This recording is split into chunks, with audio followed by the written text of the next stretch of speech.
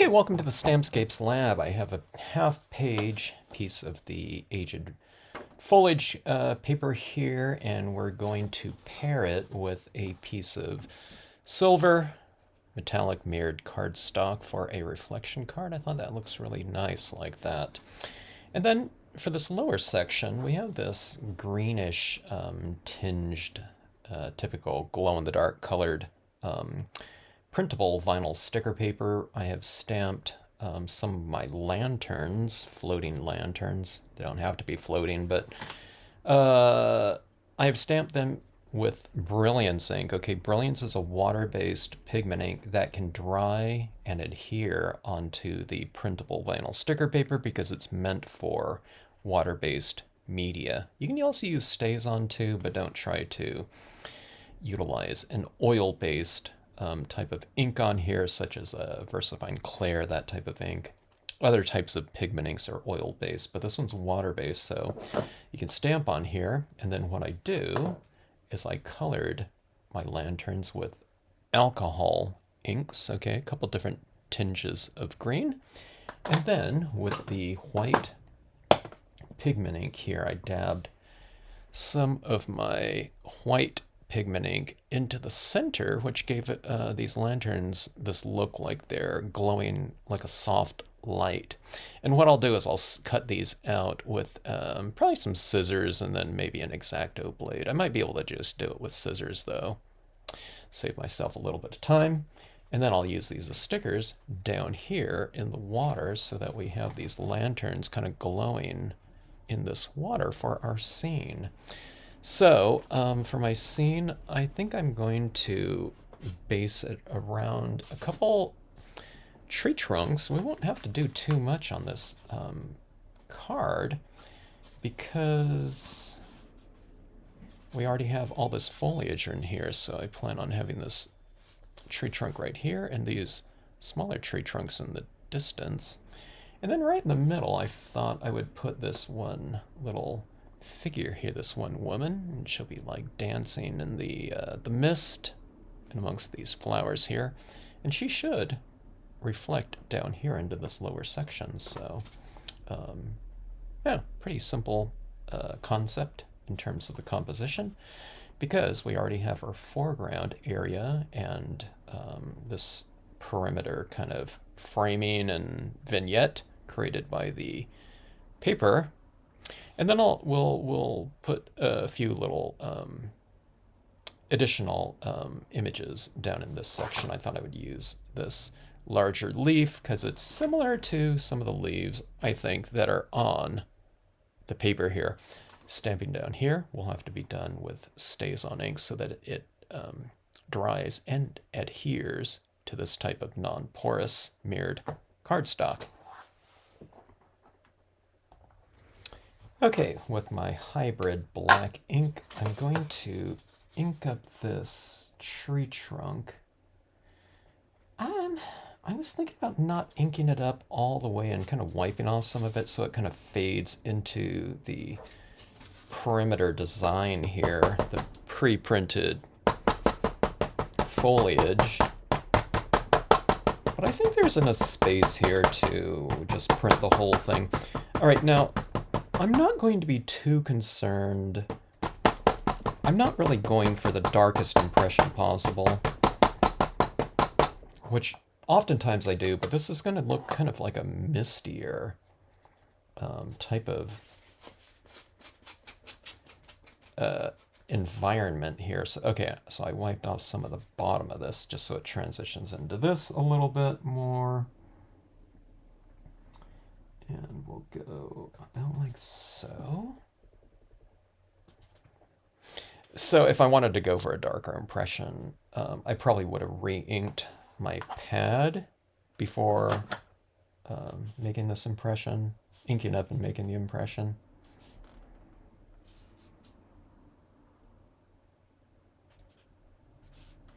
And as you notice, I'm using my Art Foamies version of the tree trunk here.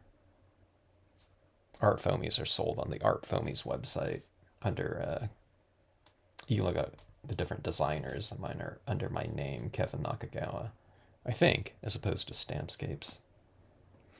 All right, so that is stamped out like that. And you can see it's kind of more of like a grayish tinge. And I didn't mind that because this right here, that's not like a really dark tone. It's more of like a 90% gray, 85% or something like that. So this right here is more like a 65, I'm guessing, percent gray.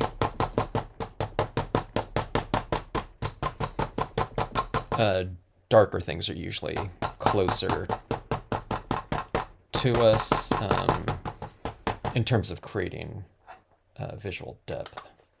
Okay, now this one right here, I need room for this little character right here. So she's going to be right in here.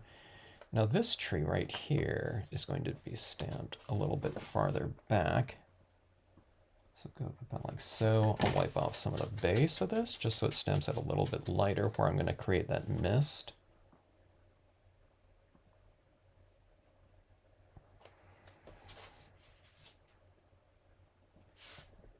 When you stamp it up a little bit higher than something else, it represents something that's farther back in the distance. So this is going to be stamped up about a 1/4 inch higher than that first tree trunk. So you can see it's up here, and this one's a little bit farther down.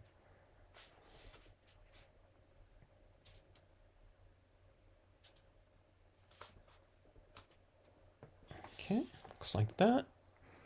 And I could go for another tree back there.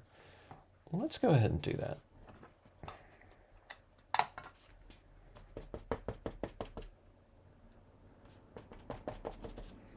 I'm just inking up the one tree trunk right here, and then we'll mask off this tree right here. But let's do this. I'm going to wipe this and remove some of that ink so that this one stamps out even lighter, hopefully, than the first two. I'm going to mask this off because there's still some ink over here. And we'll stamp this a little bit higher to represent a background tree trunk.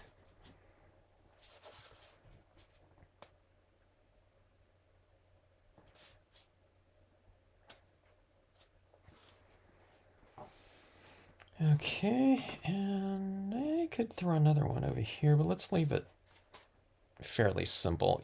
What you want is you want there to be some decent contrast between your elements up here so that they reflect pretty well in this lower section. You can see these flowers, how nicely they're reflecting down in this lower section. So it's pretty fun and cool to play around with these types of reflective scenarios. Okay, I'm going to put some foliage up top.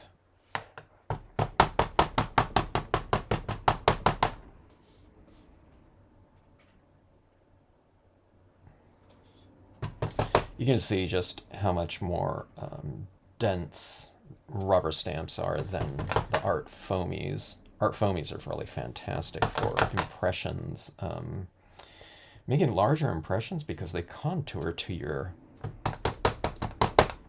paper and surface that you're stamping on really nicely, and it's really easy on the hands. But they are foam and they're more porous than rubber, so you can see with the rubber, you can get a little bit of a darker impression just in general. Yeah, because it's, the rubber's denser.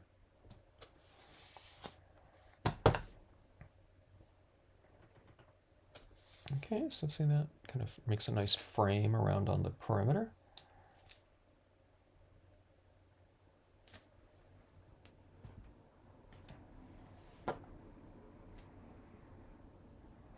I was debating on whether or not I want to stamp this woman and cut her out and put her in here because she would stand out a little bit more, but I think I'm going to integrate her a little bit more and just stamp her right on in here.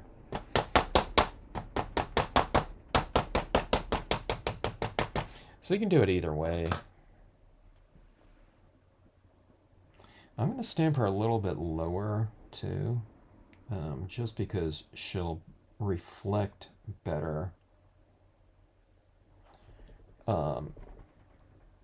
in the silver cardstock. The lower you stamp it, the closer the objects are to the paper. Um, they're just the clarity of the reflection is stronger.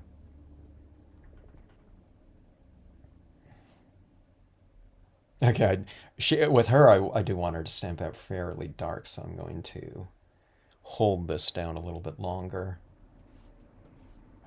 Okay, so we have it like that.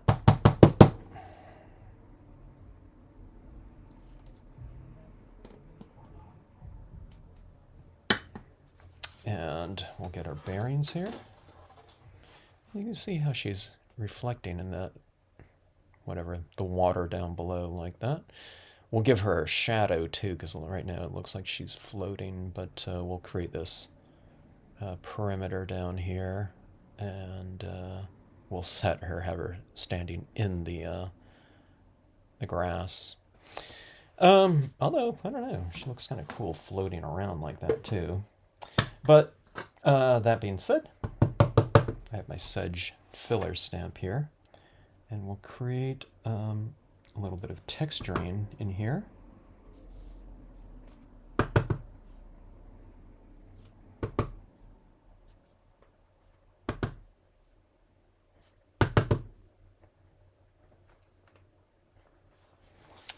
And she's kind of like standing on grass a little bit more with that texturing, but the shadow work is really going to be the thing that kind of anchors her into the scene much more. Okay.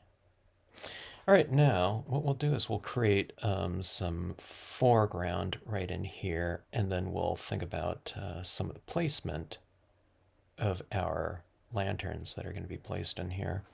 All right, so remember to switch your media when you're going onto the metallic cardstock. It's a very non-porous type of surface, so switching off to a solvent ink in StazOn is going to be the key to getting your impressions on here, having them dry and adhere to the surface.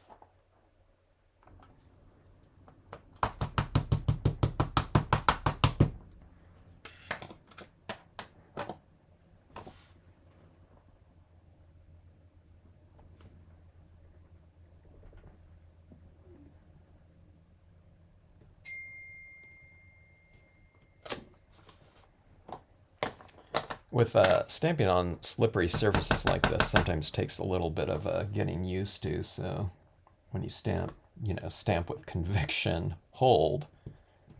I still do it sometimes. Sometimes when I'm stamping, it's like, oh, I felt it kind of move on me a little bit. But I don't know. If you need to, just, every time you do something on the metallic cardstock, just if you need to do a test impression on a piece of scrap, and then if you do move on this, it's like, oh, I skewed it. You can just take some alcohol and just on a cotton ball and just wipe it right off.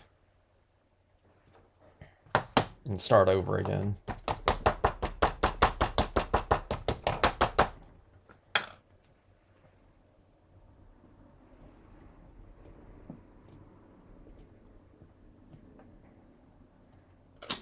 With the StazOn too, it's kind of the opposite of stamping on the on those pre-printed papers on the top portion where you stamp and hold.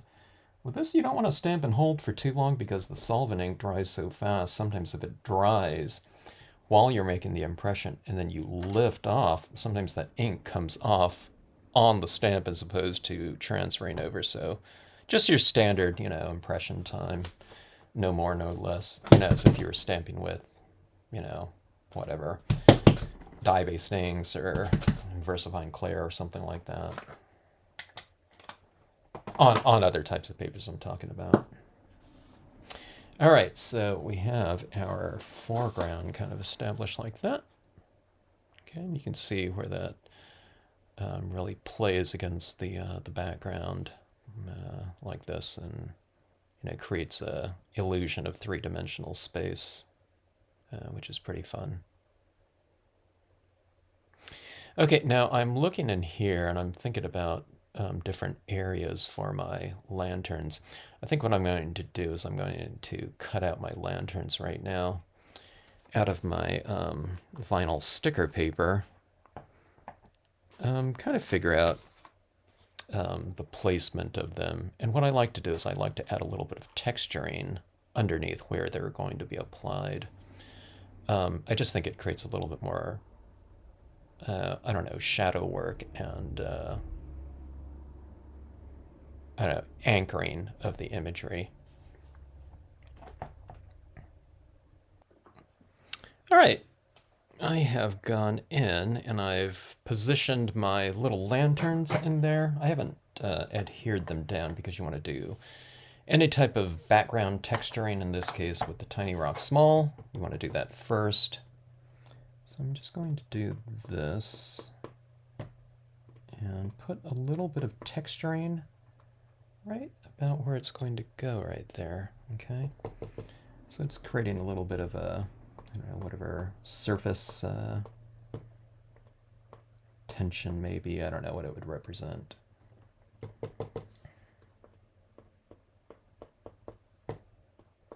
But it just, I find it anchors the object into the scenario a little bit, rather than just having it kind of floating there in space.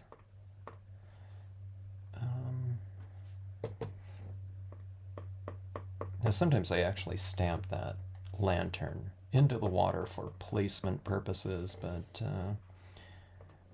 and sometimes I've just stamped the whole lantern out, and I've only cut out the center glowing circle area, sphere area. And this time I just cut out the whole thing. Cutting out these 6 right here only took me, I don't know, about 5 minutes maybe. All right, so that's what we have. Now, what I'm also going to do is I'm also going to put a little bit of extra texturing right around the water's edge on the far side of this little, I don't know, pond.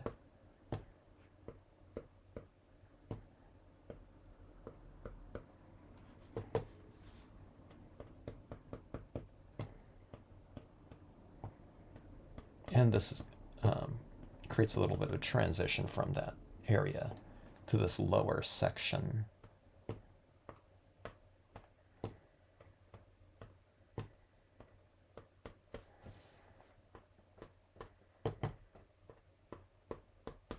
So I kind of cluster it up here, then I'm just doing the, kind of the odd impression here and there just to kind of unify it a little bit. All right, so that's what we have, and this is glow-in-the-dark vinyl sticker paper, so you just peel that off like a little sticker, and you can just place it wherever you want.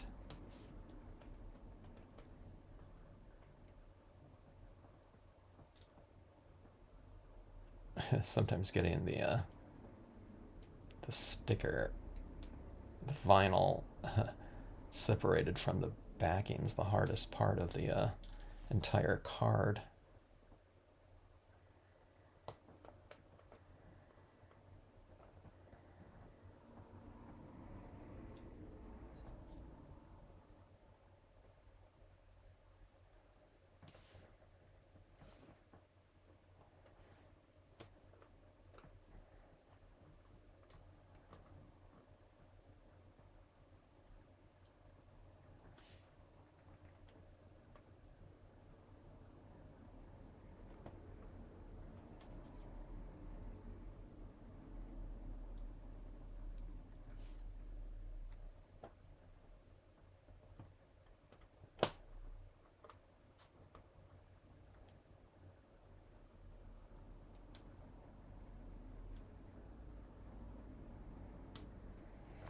All right.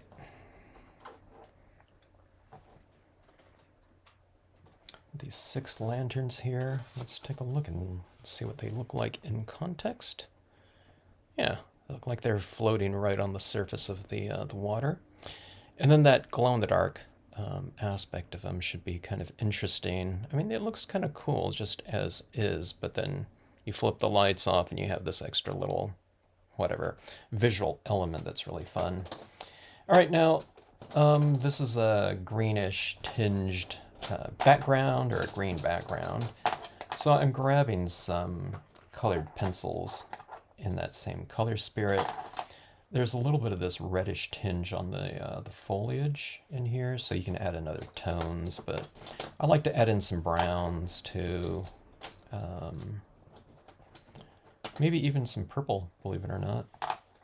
And what we'll do is we'll start directing our shadow, our lighting through the use of shadow in our forms here. Oh, one other thing. I almost forgot to do this, or I did forget. But we'll add some of this texturing in our grass as well. It's a little bit of visual continuity between the lower section and the upper section, but it also breaks up the monotony of the sedge filler stamp, that grass texture stamp. And we'll give her a little bit of a visual anchoring as well by adding a little bit of extra shadow work.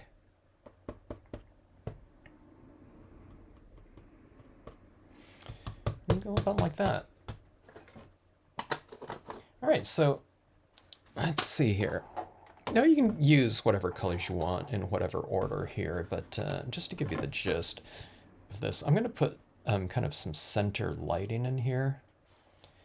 And so let's just like a black colored pencil here. What I'll do is I'll add some shadow work to the side of this tree, or trees, to the sides of the trees, opposite of that lighting, okay? So you go like this. And you just keep a nice light touch. You don't want to shade to completion right here. But you can kind of get, the gist of your lighting scheme here.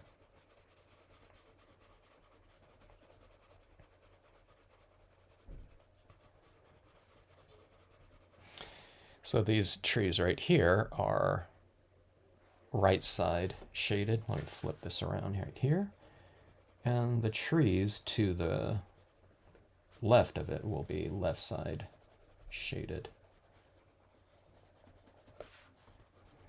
I flip this over because I just have an easier access to this side, the paper, when I flip it over like this, and I can see what I'm doing here.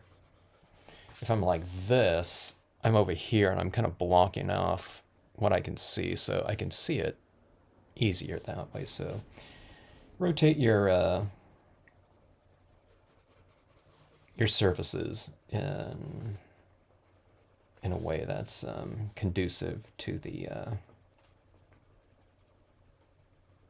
mark that you're applying. All right, so you can see this right here, so darker on this side. So it looks like the lighting is coming from within. I might even put a moon or something in there.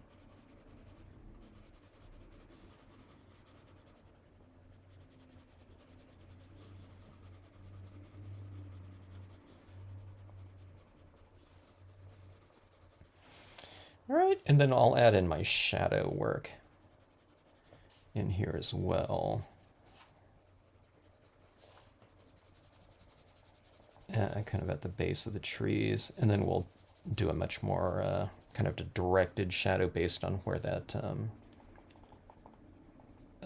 source of light is located, i.e. the moon or a sun. I don't know what it is. It could be the sun just behind a big thick blanket of fog or something like that, mist. All right, so there's the kind of the preliminary shading, lighting scheme that we're talking about, and you can see what this is looking like here.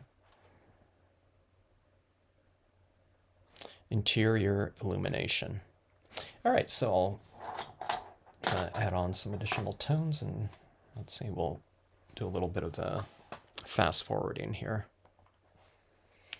All right, that is some shading there, some preliminary shading. But the thing that I'm looking at right now is, while things did, like I mentioned, stamp out a little bit lighter, which I thought would be okay now, but you know, sometimes you have to see things and see how they develop. Like this tree right here in the foreground. Well, it's, I don't know, she's in the foreground. She's supposed to be in front of it, but she's roughly around, the same relative distance within the piece. This tree is just a little too anemic for me, so I'm going to add a little bit more value to it and make it darker, okay? And this tree right here is actually in the background. It's a little bit darker, so I would say that just in general, you don't have to do it to the whole tree, but as long as you get some area roughly the same value as that, or a little bit darker, I think it would be better. Okay. But again, it's also looking a little bit kind of anemic to me, so let's give the objects a little bit more mass. Let me see here. I'm going to grab a couple of different values of kind of brown tones like this. And let's start to tweak the color scheme of this a little bit more. Let's start off with a slightly warmer brown right here. And what you do is you just utilize it very lightly. So you get kind of the gist of it. And I'm hitting it primarily in the lighter areas. Again, you want to still retain the lighting scheme in here. So if you want this brown, don't make it like super dark brown. Kind of develop your shadows first. And now, see this right here? I can come in here, and while I'm adding brown to it, it's not darkening the whole range of values on here too much. Okay. So you just use like a small percentage of the possible darkness of whatever hue you're applying.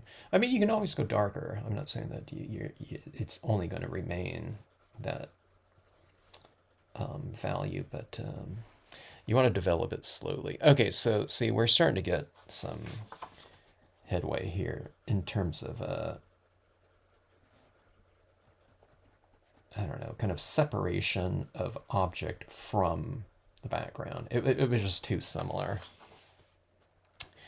So yeah, that helps a lot. Okay, and also she's kind of coming out from the background a little bit too.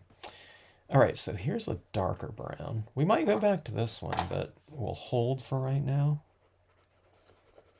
And again, you develop your shadows first.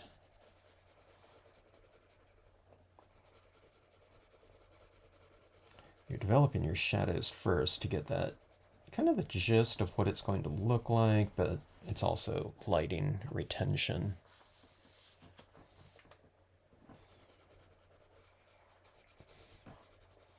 And even though you're putting this over kind of a, charcoal gray looking, that's the black, it does get richer. Your dark tones in here, your shadows get richer by adding in this extra, kind of a, more developed hue.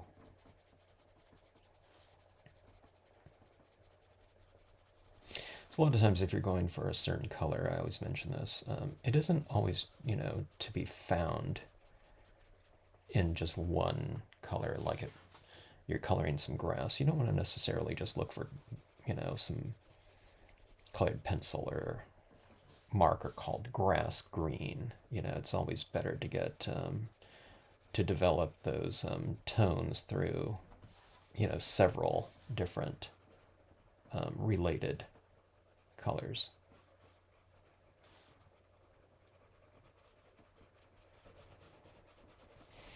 All right, so kind of very, you know, each little color kind of addition kind of develops it.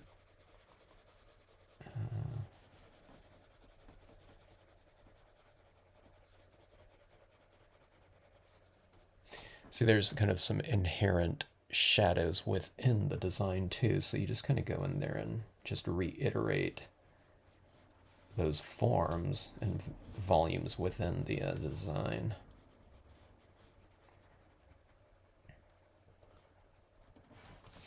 And if you notice, I'm kind of going down here in the shadow area on the forest floor as well.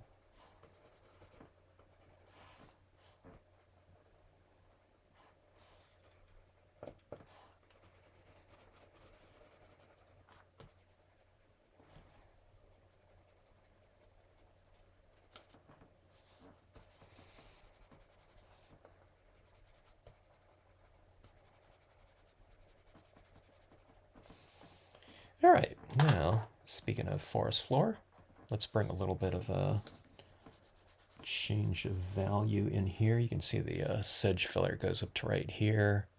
I could probably bring that, bring this out from the background a little bit more.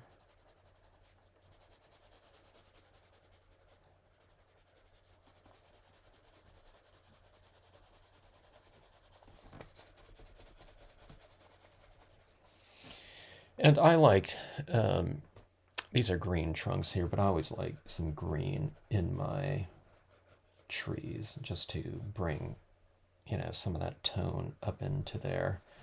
Plus the paper itself was green, so you're just kind of enhancing that foundational color scheme in your forms a little bit more.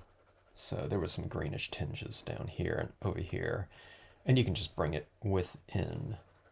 You can create that same kind of tone within your forms in here, and it will kind of create a strong relationship to the you know, the foundation. All right, so see there's some greens in here. It's much too bright of a green though. So what we'll do is we'll knock it down. So here's a darker green right here. Use it really lightly. Again, you don't want to just kind of darken everything out. We want her to be kind of in kind of in the spotlight, you know, light coming through in here.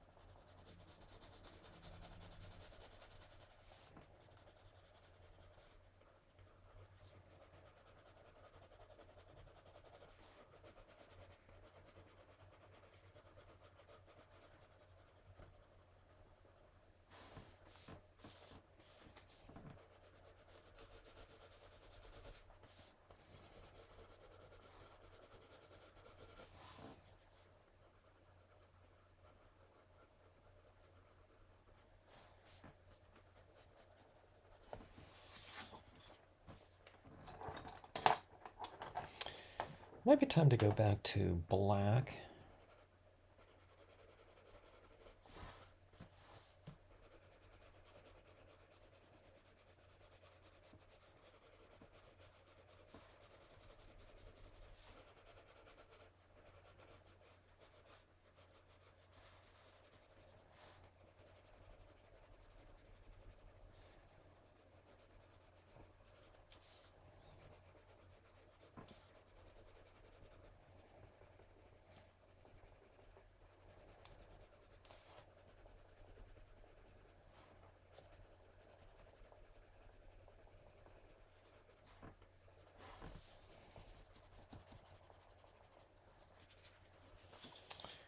Okay. I still haven't decided what color I'm going to do her. I guess probably white to match these flowers over here. But let's take a look and see how this is looking. You can see how dark it is like that.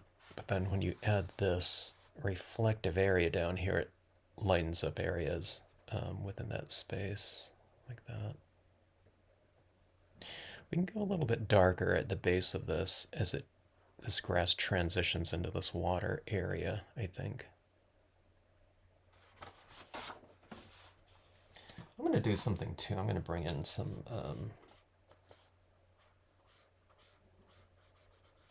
alcohol pens, just some light tones. Sometimes it can get a little bit richer with like a different medium.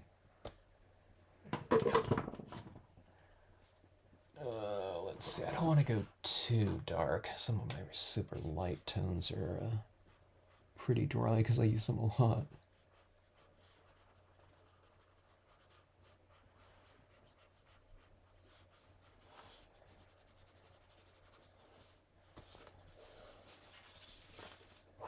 Colored pencils are really soft. It's a soft looking, visually soft I'm talking about. They're a visually soft medium. So adding in some little bit of a, I don't know, it's like a more saturated type of medium, I guess, like pens like this. I mean, you can go with lighter tones like I'm doing here too, but it can bump up the intensity of certain areas where, just colored pencils just isn't going to do that. It's not going to do it as well.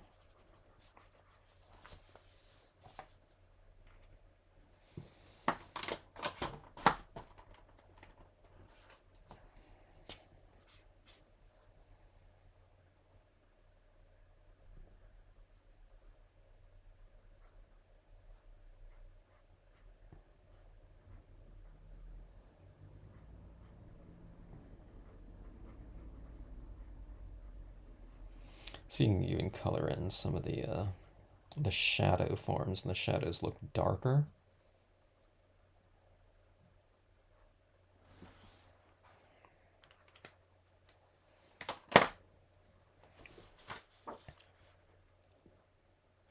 Oh, one thing I was going to do too, I forgot about this, but I was going to add in some extra foliage in here, but I was going to do it in green impressions. So, maybe something a little bit darker than this would be ideal.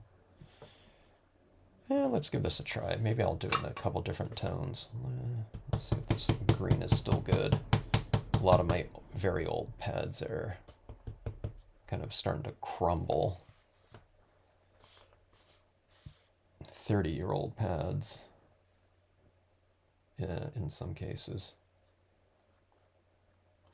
Okay, let's see. Let's add some of this right down here. I want to add some of those kind of greenish tones from that foliage. Looks pretty good. Yeah. I can't use this pad very much longer. As I just do that, it's kind of crumbling on there, I think.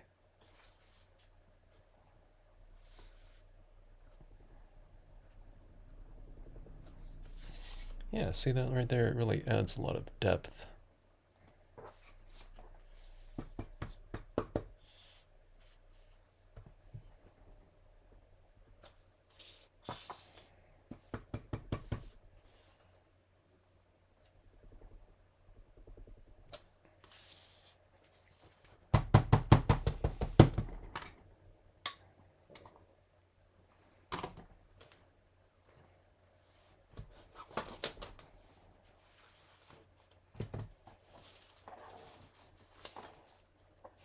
All right, now I think I am going to add in like a little bit of a moon or something, or sun, and we'll just do that with some white pigment ink. And maybe add it like right in here or so.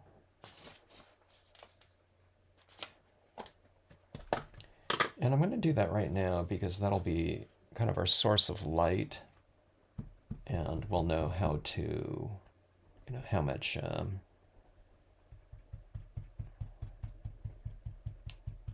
reflective light to add into our piece based on how bright or dull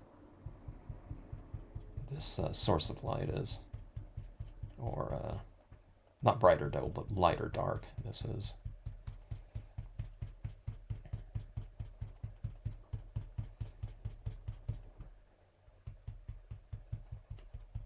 I'm trying to transition this too. I'm going to go with like a heavier application of it up top and a little bit of a lighter one down below so that it's lighter up top and darker on the bottom. I just think that looks a little bit better than having the whole thing uniform, but that's almost like invisible at the bottom, so we need a little bit more down there.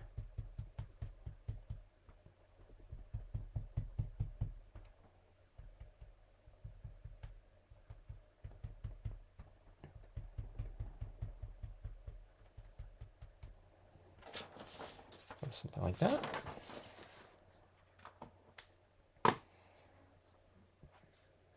Yeah, that gives a decent kind of lighting scheme for the piece. We have our pastel pencil here, and we're going to put her in this kind of little white dress here.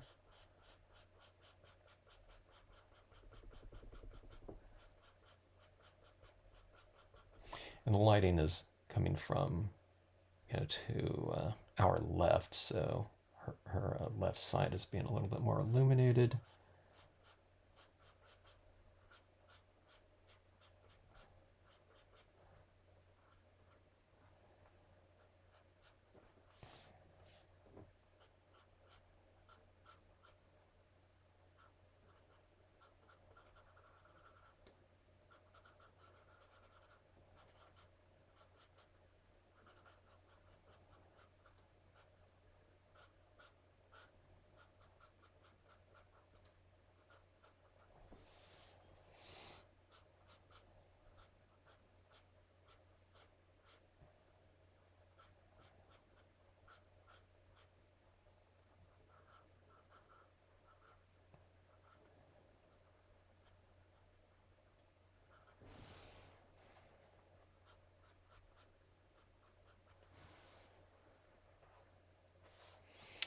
All right, now I think we'll follow suit with a little bit on our trees.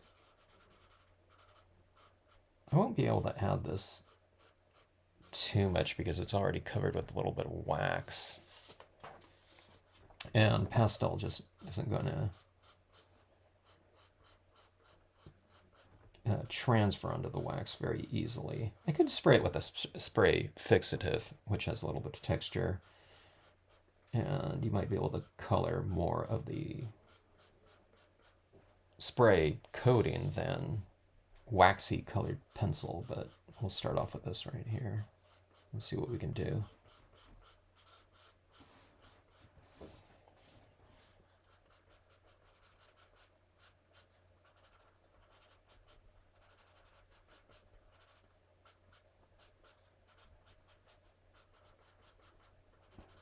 I haven't added any paint pen, and a lot of times it's better if you add the paint pen in first, but we'll try this here.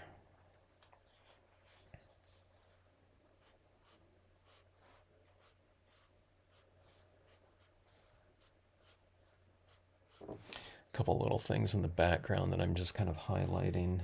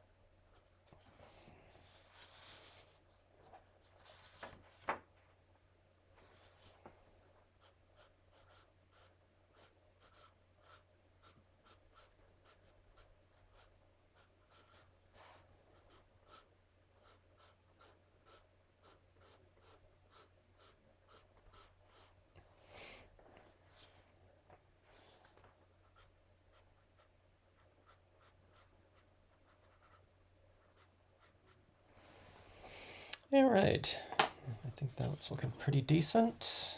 Let's take a look here.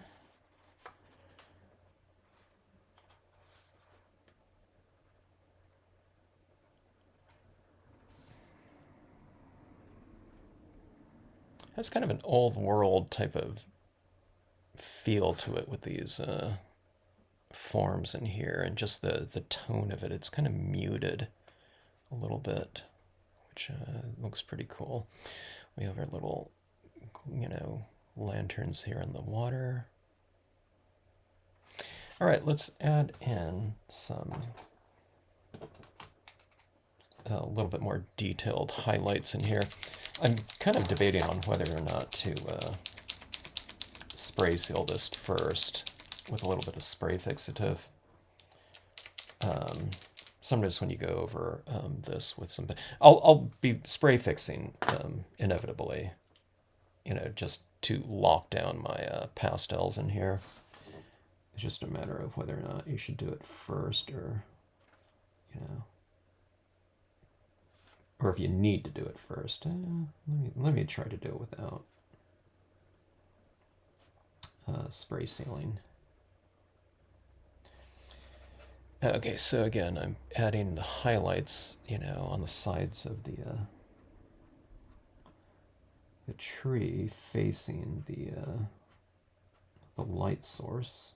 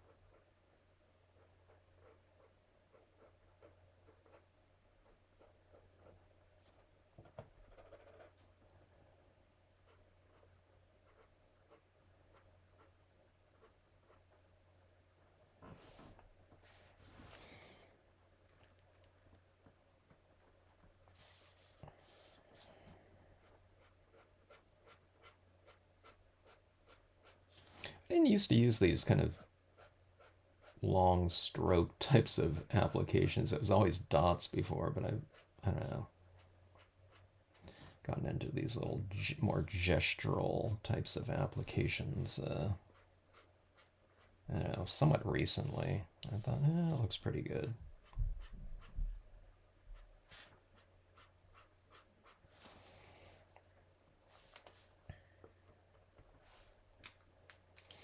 Okay, but speaking of those gestural marks, I do like to soften them up a little bit and transition them a little bit more with some of the pastel pencil, always when it comes to trees. Just because that white is a pretty stark contrast with the background.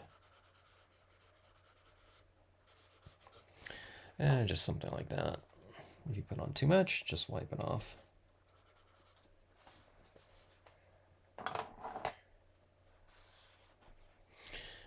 I'm thinking about, or I'm wondering if I should add in some green highlights. Yeah, it's a little bit of a darker highlight, and it's a little bit warmer because it's yellow-green. Yeah, you can do that if you want to. That looks okay. But we'll take a look again. Check and see how those highlights are reading down in this lower section. Check for contrast. And let's add in some finishing touches, I think. We'll go in with our same white pigment ink that created that light source.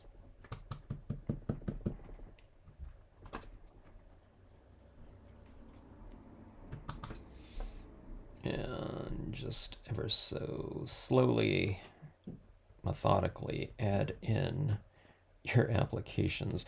So I'm adding this in a very light area because the center area is, where the illumination is coming in. And then what you do is you add that into an area. It has to be against some objects or areas that are darker than it for it to show. And then what you do is you creep that into that darker area slowly, like that.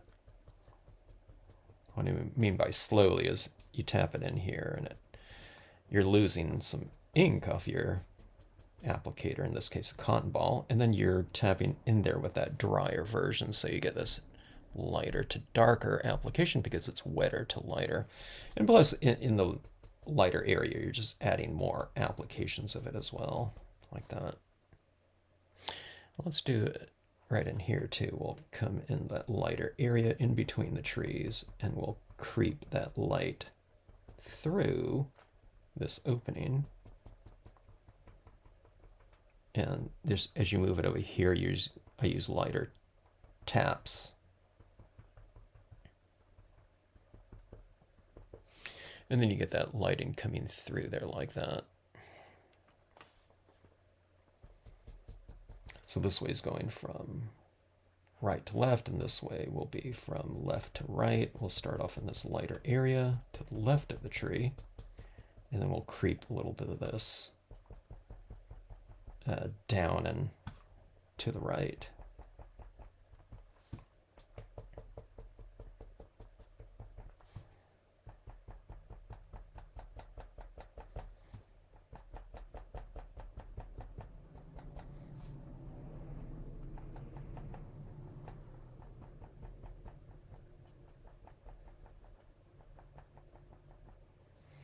Yeah, something like that. Yeah, it's some really nice atmosphere into the scene. And right around here, she's kind of dancing in the mist. So we'll put some at the base of her feet like that.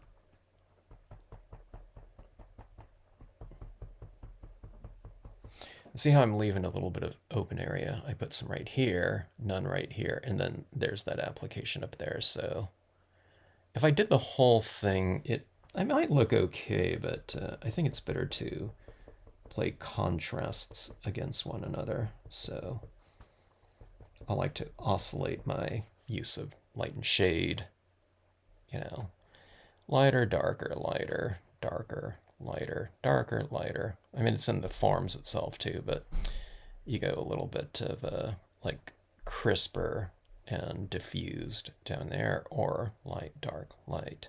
Okay.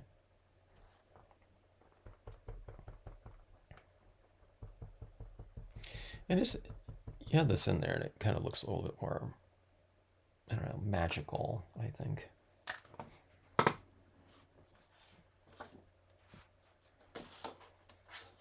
And there you go. That. I'll put some sort of quote stamp up here. I don't know, sometimes I get around to it, sometimes I don't. And then they open it up like that. And it's like a little mini diorama type of thing.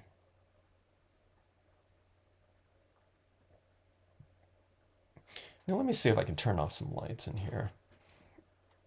I'll try to, let me see, I'll charge these up with some light first. I need to get to some, I'll put it under my swing arm lamp that's really bright. And I'll charge this up and we'll see if we can flip off some lights and see what this would look like with those glow-in-the-dark vinyl sticker paper lanterns, water lanterns illuminated a little bit. All right, I've turned off most of the lights in this room, so my camera is kind of overcompensating a little bit, but you can see what these little glow-in-the-dark pieces might look like. Kind of in dimmer light. They do hold a pretty good charge though, but that's pretty cool. Adding them in there like that. Let me flip on a light here.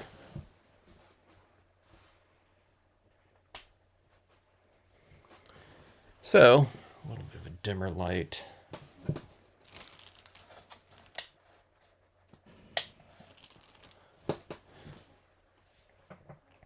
And there's the card.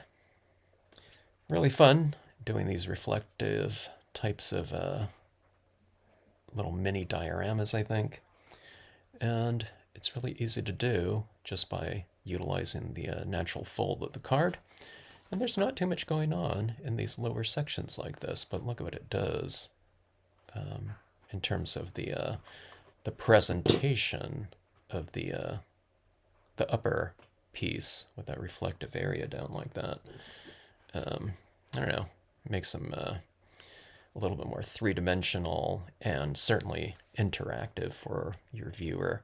And I really like it with these papers, things like this. You get these flowers on the vintage foliage paper, and you just add in that reflective area down below, and it doubles what you've created up top, but maybe even more so because they're playing against the objects that you have stamped in the lower section. You don't even really have to do anything on the lower section if you don't want to. It can just be a mirrored type of thing, but having these types of things in here, little floating things or little textures in your water, really add to that whole whatever illusion. All right, thanks for watching. Hope you enjoyed it. If you like these videos, hope you hit the like button and subscribe, and hope to see you in a future video.